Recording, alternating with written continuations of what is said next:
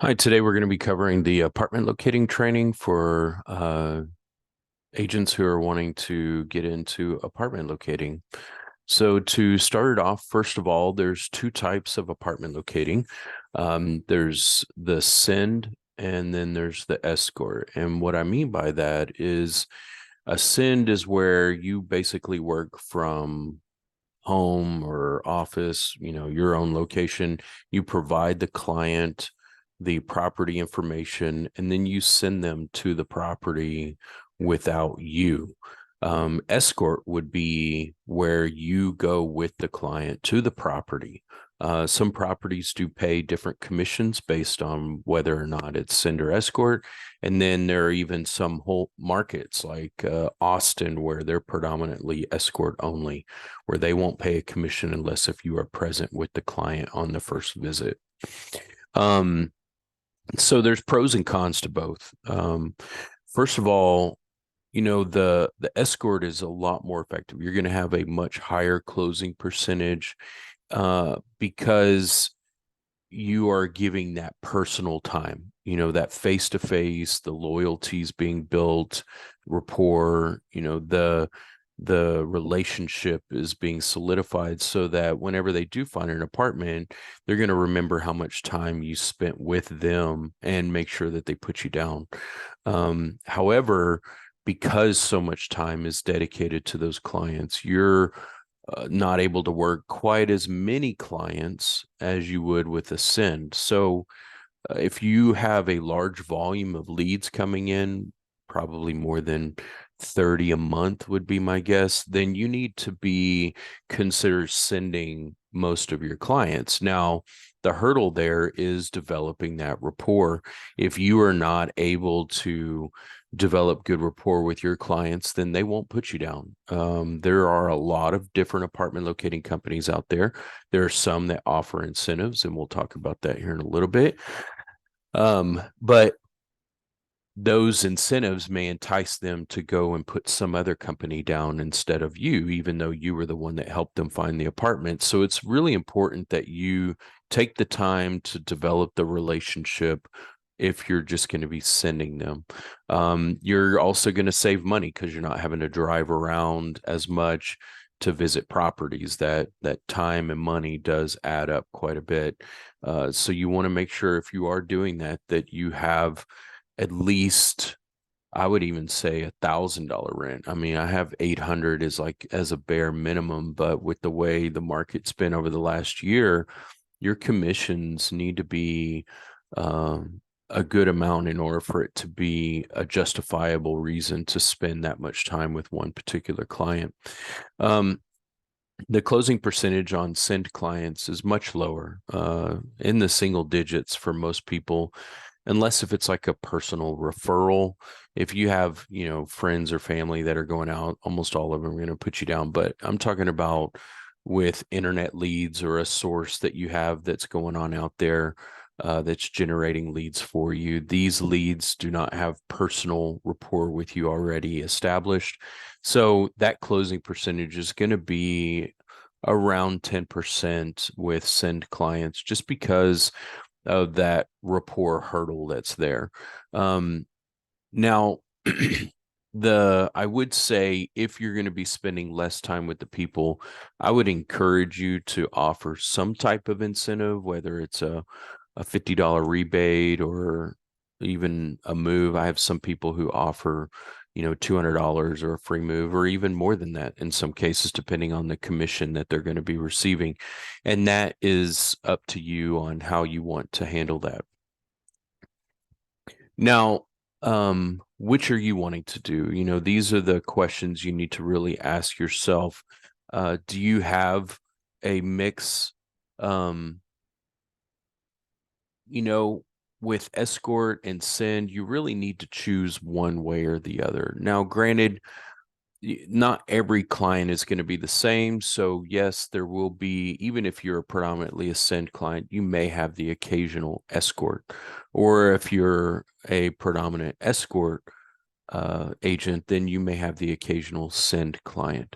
So, that is up to you. Now, you have to be careful about what you have you advertise out there. If you say that you provide personal service and escort services online, then you need to make sure that you are actually doing that. And same with the incentive. If you're going to offer an incentive through advertisement, whether it's a rebate or a move, you need to offer it to everybody. If you want to offer an incentive, but just not put it in your advertising and maybe use it on a case-by-case basis, just keep that to yourself and then share it with the clients that you decide you want to offer that rebate to make sure the deal goes through.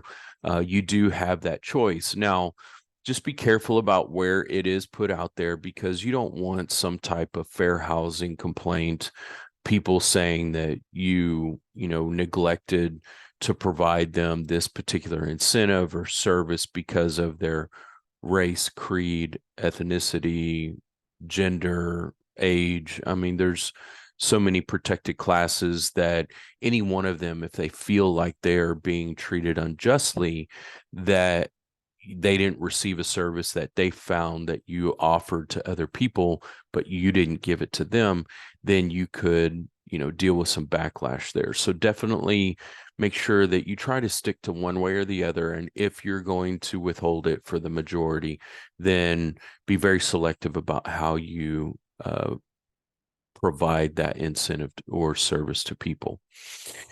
Okay. Let's see. Important note. Most clients do not know what an apartment locator is. In my experience, the best thing that you can do is be a teacher, educate them, help them understand that, one, it is a free service and you're paid by the by the apartments. And that commission should not and does not adversely affect any deals or rates that they get. And as a matter of fact, in most cases, they're going to save money by utilizing an apartment locator, because you have access to so much data that's out there that they don't necessarily have as easy of access to. So I often will ask them, hey, do you know what an apartment locator is? You know how it works? And a majority of them will say, no, I'm not really sure. I've heard of it, or my friend told me about you guys, but I've never done it before. So, that's a great opportunity for you to share, how the business works, but then also build that rapport with the client, helping them feel more comfortable and at ease, build that trust factor, because you're not trying to get anything from them. You're literally just trying to help them. And then you get a benefit from the community because of that. So, educating them is a great way to really build that rapport and trust with the client. I would always encourage you to do that in that initial conversation, whether it's text or phone, even have a pre-formatted one that you want to send out to clients. Okay, so we're talking about the required tools now. What do you need to be an apartment locator? So in the state of Texas, there are 3 main listing services, kind of like an MLS for the residential side. There's smart apartment data, which is probably the most widely used for independent contractors. It has a very modern interface, very clean, mostly white. It's not very difficult for the clients to navigate around. It's not built like a database almost. The cost is about $50 a month for the month to month. And then if you do the longer payments, like 3 or 6 months at a time, then you can get that monthly amount down. No. The downside about smart apartment data is that they do not want you to use their data or pictures or anything like that for advertising purposes. Meaning, if you have a website or ads or anything that you're putting out there, you cannot take what they're providing you and use that in those advertisements. On the flip side of that, apartment data does allow you to use their picture data, floor plans, all of that for advertising purposes if you want to. the cost is substantially less. The last I checked, it was $50 to set up, and then there's no recurring costs at all. You don't have a monthly, and you can keep it basically as long as you're a licensed real estate agent. The quality, though, is a little different. Now, what I mean by that is the user interface is built more like a database. So the style of it looks like it was built, oh, I don't know, 30, 40 years ago, and it was not updated since back in the 90s on the early Windows version or something. It's just very simple, uh, and there's a lot of small text, and it's a little harder for the clients to navigate around. They can do it, but I will tell you, for a customer interface, Smart is going to be the better one to choose there. The data on both of these is across the board is they're all about the same. Okay. I will say the paid services have more people calling the properties for updates, but apartment data has been around for a long time. So most of the apartment communities do just update their information with apartment data as well. What you can expect, though, is that the information that is posted in these listings, the prices are almost never accurate. The pricing at properties change on a daily basis, sometimes even more frequently than that. So the prices that you see on there may have been updated last week or in the last month, and there's just not much of a chance of that price being accurate. So in every case, if you are going to send properties to a client from the list, make sure you make them aware of that. ALN is the last resource. That one is $50 a month. It's been around for a while as well. You can use their data and pictures for advertising. The user interface is pretty similar to apartment data.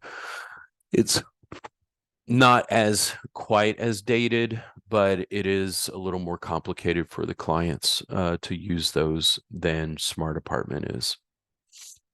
Okay, you will need a PDF editing tool, whether it's like I mean, if you have like a DocuSign, that's even better for lease verification services, but you can get like Adobe Acrobat Reader, which is free, which will allow you to modify lease verifications or any documents that the apartment may need. And Adobe Acrobat Reader is free.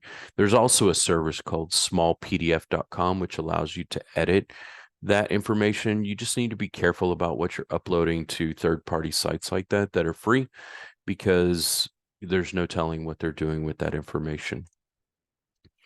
Okay, so the client manager or the CRM, it has a sales process built into it. I designed this CRM back years ago after I had left my first apartment locating company and started my own business. I realized after using a CRM for so many years at my previous company how vital they were for handling a large volume of clients. So it has the sales process built into it. It has all the tools you need to be able to manage, hundreds of clients a month if you want to. It's also got client management tools built into it, so you can email, you can keep track and manage your clients through each one of those. And then there's also transaction management. So on the administrative side, you can send lease verifications, upload, send invoices. And if you're with Spirit Real Estate, we, track all of the dollars, everything that's being paid out through the CRM itself.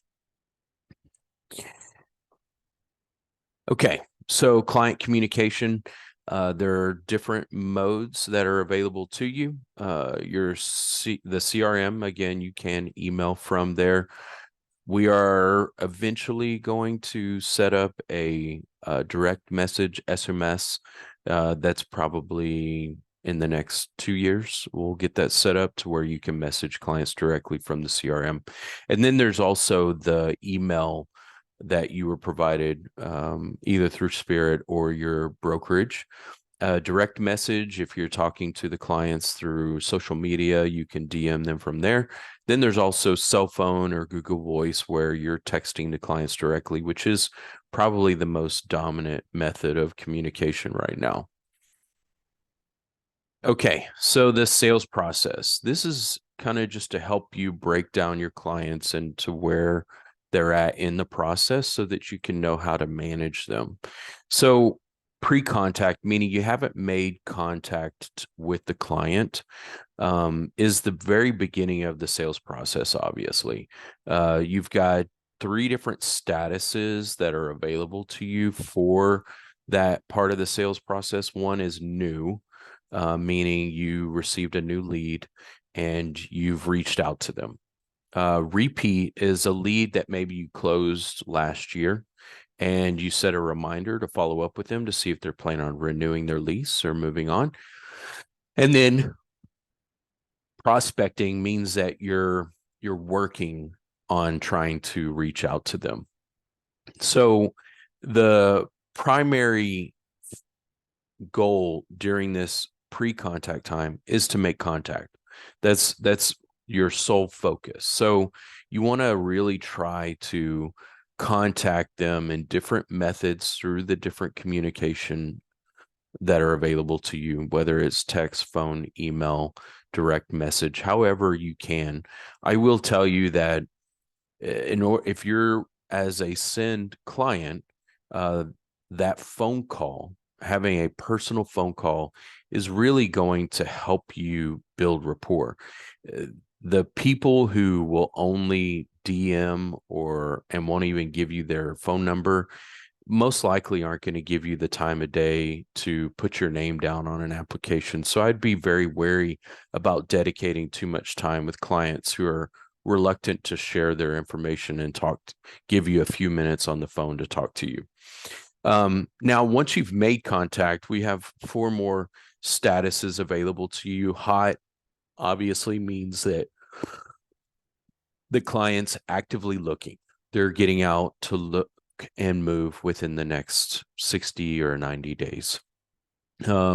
Warm means that maybe they're not looking to move for more than 60 or 90 days. Maybe they're just checking in to see what kind of properties are out there and pricings, but they're not planning on moving until later this year or next year or something like that. Cold would be they told you they're not interested in the service, or maybe you've reached out to them a number of times, maybe 10 or more in different methods, and you never once was able to make contact. So you just put it in cold status just to kind of signify that you've never made contact or they weren't interested in using you. Waste of time, WOT. These are for clients that are looking for something that's perhaps unreasonable. Maybe the client has a criminal record that prevents them from getting an apartment. Anything that's violent in nature is pretty much an automatic denial with apartment communities. Or maybe someone's looking for an apartment in Uptown and they want to stay under $1,000. Those don't exist. So you say, I'm sorry, but I don't have any units that meet that criteria. Are there any other areas? You could try to persuade them to look, but if they're just adamant, then you just say, okay, well, I'll see what I can find and you have a good day. And you just put it in WOT and you move on. Now you do want to be careful though, because you never really know who's going to close. Who's going to turn into a closed deal. I've had some clients that I reached out to a dozen times after having the initial conversation, and they never responded. They never called me back or anything. And then all of a sudden I get a message from them saying, hey, I found a place and I put you down. That's usually whenever you're offering an incentive because that's what tied them back to you. But there are some real flaky people like that who refuse to talk on the phone or respond or talk to you, but they will use the service. So just keep that in mind. You don't want to just give up too easy. Just contacting them once and then expecting them to just call you back is really kind of not being very prudent with the leads that you're being given, because you can convince them through hard work. If you're really working hard to make a contact and stay on top of them, they're going to appreciate that. There are a number of people that will appreciate that kind of work and dedication to them. Closing. So those are the pending and then lease confirmed. Pending meaning they found a place and they put you down, but maybe they're not approved yet. Lease confirmed means that they've been approved and you've sent out the lease verification to the property, received it back, got it signed, and uploaded it to the CRM. Now, not every property will sign a lease verification. Some of them will do maybe an email or a verbal. I know Westwood Management refuses to sign lease verifications, but they're very good about paying. But you want to really try to get the signed lease verification from the property as best as you can, because the collection percentage on properties that sign a lease verification is at or around 99%, almost every single one. I may have 2 or 3 a year in the number of transactions that we do that we're not able to get paid on for one reason or another. Maybe the property went out of business and the new management company that took over is just absolutely refusing, and we've exhausted all avenues. And that's after like a year of contact, really trying. So that's with a signed verification, we're able to make things happen that you would not otherwise be able to if it was like just an email from the property or a verbal verification or something, or no verification at all. In those situations where the property pushes back, there's nothing to stand on. So you pretty much are at a loss at that point. Okay. I did want to illustrate a sales funnel just because it gives you a concept of you're going to be taking a much larger number of leads and prospects versus the amount that actually go to invoicing. Even whenever they're leased, that doesn't necessarily mean that you're going to get paid. Sometimes they get denied. Sometimes they end up changing their mind. There's a number of different reasons why people can fall out of the funnel, and I list them here. With prospecting, maybe you weren't able to make contact, or they're not interested, or maybe in the hot, warm lead area, you lost contact, or they just decided they weren't interested in the service anymore, or they were just wasting your time. Now, with the lease side, like I said, maybe the property doesn't pay, or they don't get you didn't get listed properly, or the client backed out. Those leads can sometimes turn back into hot leads. So you don't want to just give up on them altogether. You want to reach back out to them, see if there's some other listings that you could provide them. And sometimes you're able to release them somewhere else. Okay. So follow-up schedule, internet prospecting leads. You're wanting to call, email, text each day. Really try to make contact hard and heavy. Like I said, that's been my method. Either they tell you to take a hike, or they give you the information that you're looking for. At least 10 points. That would be my recommendation in that first week.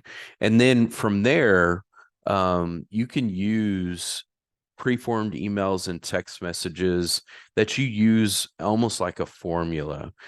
So maybe you're calling, but if you don't get an answer on the phone call, you send like your prospect day one email and text message. And then maybe on day two, you just send a follow-up text message or something. There's a number of different things that you can do early on just to try to make that contact. Now, if this is a referral, you're not dealing with the prospecting part of the follow-up schedule. You're going straight to active hot lead. So your main goal here is just to build rapport and loyalty with that client. Find out when they're getting out to look. You want to build a list and set up tours maybe 1 or 2 days before. Don't be too excited to send them a list early on, is what I'm saying. So like if they contact you 2 weeks before they're ready to get out looking, then just say, you know what? Most of these properties, their pricing changes daily. So why don't I just follow up with you a couple of days before, since you're getting out next Saturday, I'll give you a call next Thursday and we'll put together a list and we'll get some accurate pricing for you. Most of them are perfectly fine with you doing that. So you check back in on that Thursday, and if they don't answer, then, you can try again on that Friday, keep trying to make contact. But for the most part, the people want to see the properties. If you've already sent them a list, they're less inclined to answer that phone because they've already ascertained what they needed. This will actually kind of give them that enticement to still continue to work with you. So you want to tell them the plan. Say, okay, I'm going to give you a call next Thursday morning. That's when I have some availability. Does that work for you? Yes. Okay, great. I'll give you a call at 10 a.m. on Thursday, the 22nd, whatever. And, put that in your calendar, schedule it so that you do call them at the exact times and they have that expectation. Be active with their search, build the list, call the properties, check availability, get accurate pricing, set up the tours. If they say they're planning on getting out on that Saturday, so whenever you call them that Thursday and you say, okay, are you still planning on getting out on Saturday? Yes, we're going to get out around 10 a.m. Okay, great. I'll go ahead and start working on building that list and getting some tours scheduled for you.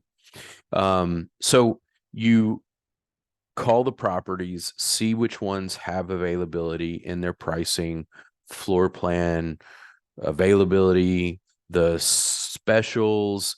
If they're having any type of rental issues, then you want to check and see if that is something that they can work with.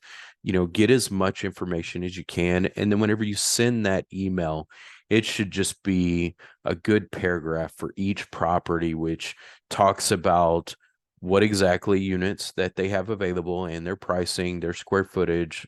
If they take dogs, what size dogs that they take, how many, and then you might even put a little blurb in there of what you think about the property.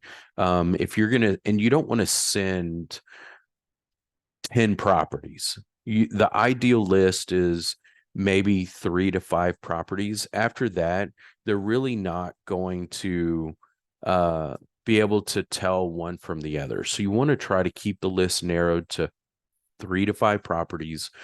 Call ahead, get a person's name, get all that information, put it in that, and then say, this is the one that I really think that would suit you best.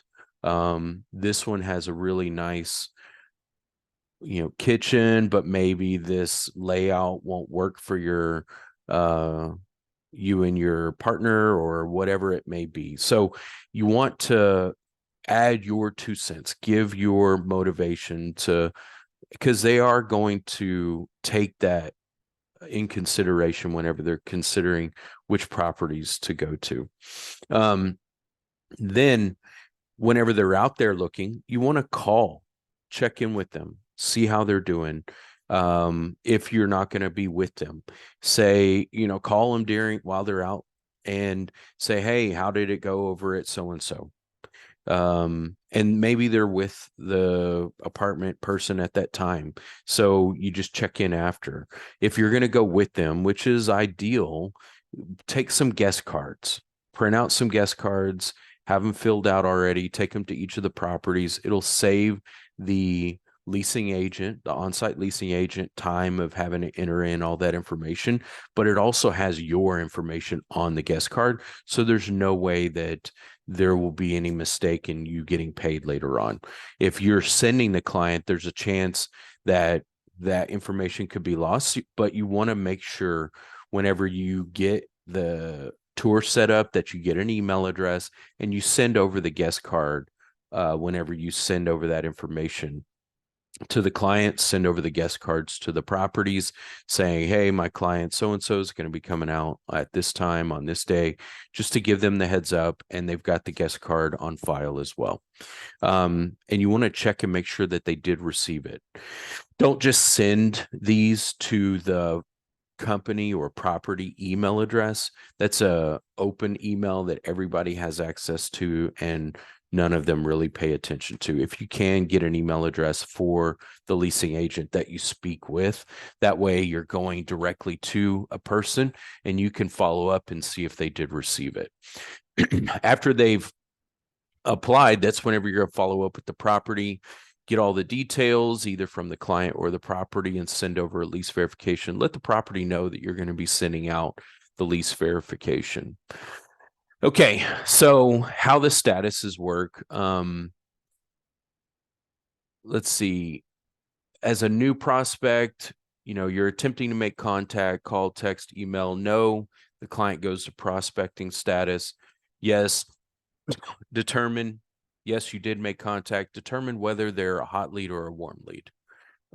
Either or. With prospecting, you're still trying to make contact, at least 10 attempts really in that first week or so.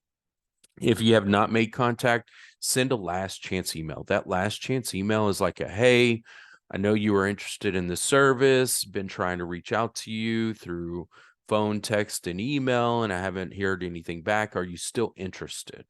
And sometimes you'll get people that will respond to that email just to kind of give you an idea as to what they're planning. Maybe they're not moving for 6 months or something, and they finally respond to that one email. Yes, they did. Or in that, again, you want to see that if they are going to be a warm or a hot lead at that point. Okay. With hot, the concepts to keep in mind in the first conversation is, one, they don't know what an apartment locator is. So share that information and invest the time to teach them what it is and how it works and how you get paid.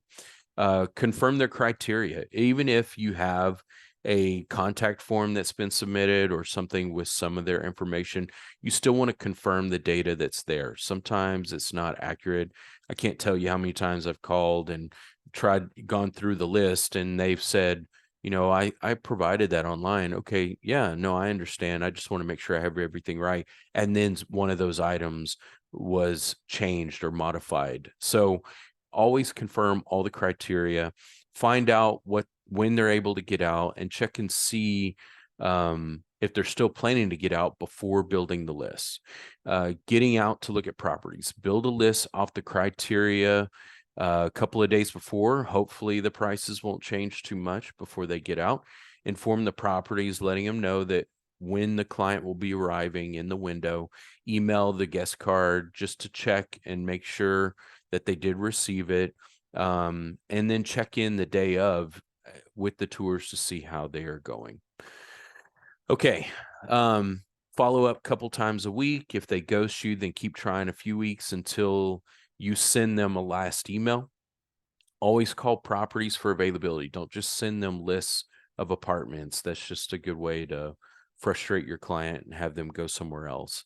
If you don't find work with the client to find other options, meaning, so maybe they give you the criteria, you run a list, and there's 0 results. This can happen, especially if you're putting in too many criteria. If they're wanting wood floors, stainless steel, appliances, garden tub, and a yard for $1,200. Um, there are some, depending on the area, but not many. So you may get zero results. What you'll want to do is try to work with them. Say, okay, I think if we were to change this or broaden the area, are there any other areas that you might be looking at? Or I'm noticing that there's one over here in this area for $1,350. I know you said your target rent is $1,200, but with $1,350 work, it checks all the boxes. So yes, you will have to do a little bit of research, but you don't want to just say, if they're close enough to it, you don't want to just say, I'm sorry, there isn't anything out there. You want to try to work with them, see if they'll compromise. I've found many times people are willing to go over their target rent if they can get what they want. And most of the time, especially in this market, the rent is more than what they're expecting to pay anyways for what they want. So, always send lists that are at least $100 or $200 above, and just let them know, hey, the prices might be a little bit different once the specials are applied. That kind of softens them for it. But really what we're trying to do is just give them as many options as possible. Okay. If they go out and look and they didn't like any of them, again, you want to ask to see if we can expand the area. Remind them in each email to list you as the referral. If you just assume that they're going to remember to list you as a referral, you're going to be very disappointed. So every email, text message, phone call, I would find a way to kind of jab that in there, just so that the client it's got it ingrained in their brain to make sure that they list you as a referral. Otherwise, you will not get paid. Okay. With warm, you can send a list if they're not looking for 6 months, just to kind of give them some ideas if you want to. The problem is they could end up just ghosting you anytime you send that kind of information that early. It can go both ways. But it's up to you. You can decide, but you want to start checking in with them about 75 to 90 days prior to their move timeline, because most of the properties require a 60-day notice. So they should start getting availability around day 75 for the window that your clients are wanting to move. Follow up with the client every month, at least a text message or email or something, just to touch base, see if they're wanting updated lists or if their situation's changing, if they're wanting to move sooner, anything like that. Maybe you do it as like a newsletter type follow-up email where you're just doing what's going on that month. Maybe you talk about like St. Patrick's Day or Valentine's Day or whatever. It's just something to be a valid reason to be in their inbox, just to have that touch point so that they know if they start looking earlier than they anticipated, they can reach out to you to get your services.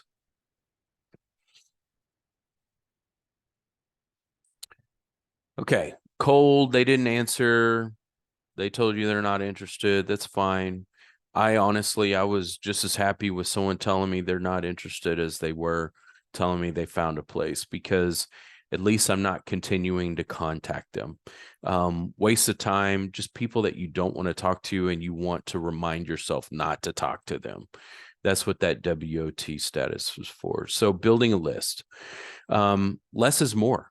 Get the criteria, but don't restrict the options. Meaning, if they give you this laundry list of all what they're looking for, try to just restrict it to price and square footage and, number of bedrooms. I wouldn't even restrict it on number of bathrooms unless if it's like a hard 2-bed, 2-bath for roommate situation, which is fine. But if it's like a couple and they've got kids or something, they can honestly do with like a 1.5 bath, or even a 1, if they really had to meet their budget. I've found that if you send a list and they find one that may have been across the street and met most of their criteria, but not all of it, they didn't put you down because it wasn't in your list. And that's why you don't want to restrict it too much, so that you can find properties that might work for what they're looking for. Add to budget and allocate for specials. That's what I was talking about before. You want to, if they're looking at like $1,500 as their rent, run a list up to 1,700. And just whenever you send out the pricing for those communities, you put, the rent is 1,600, but 1 month free. So the prorated amount would be X amount of dollars. Even if it's, $20, $30, $50 over, still send it, because they may consider it, and you don't want to omit it just because. 50% commission or better really is what you need it to be in order for this job to be viable. You want to check the property to make sure it's a send property if you're going to be sending the client. I've had agents send people to escort only properties and get frustrated whenever they didn't get paid. Okay, so verifying the lease. Get a lease verification. I talked about that already. We require them at Spirit Real Estate. One of the benefits is that it will fix mistakes. If maybe the client didn't list you properly. If we send over lease verification right after they've been approved and the property says, sorry, you weren't listed properly, you can oftentimes get the client to go in there and fix it. If you wait until an invoice is sent and 30 days later, whatever it may be, the property may tell you, sorry, it's too late to be able to fix it. There is anything we can do about it. It also saves time on the invoicing side. If we have a signed verification and the property decides to push back, we just send over the signed verification and say, look, you guys agreed to pay this, and they'll send a check. That's how simple it is, really. It verifies the information as well. The invoicing can be affected if we don't have the proper amount or move date or something. They may kick back an invoice and dispute it if it doesn't have the accurate information on there. So we'll have to track down the correct info, whereas a lease verification will verify those details. Again, I said before, if you do like a verbal lease verification, we call it an opt-out lease verification. It's a way to call the property, verify the details, fill it out yourself, and upload it. But again, there's no real benefit to doing these. So like if you decide to do an opt-out lease verification and then the property comes back and says you weren't listed properly, there isn't anything else the invoicing team can do about it. Their hands are tied at that point. There's nothing to fight for. So it goes into write-off and you lose out on your commission. When should you get it? Right after the client's been approved. If they've been approved at the property, let the property know. Call them, say, hey, have they been approved? Yeah, they've been approved. Okay, great. Who should I send over the lease verification to? Our assistant manager does those. Okay, what's her email address?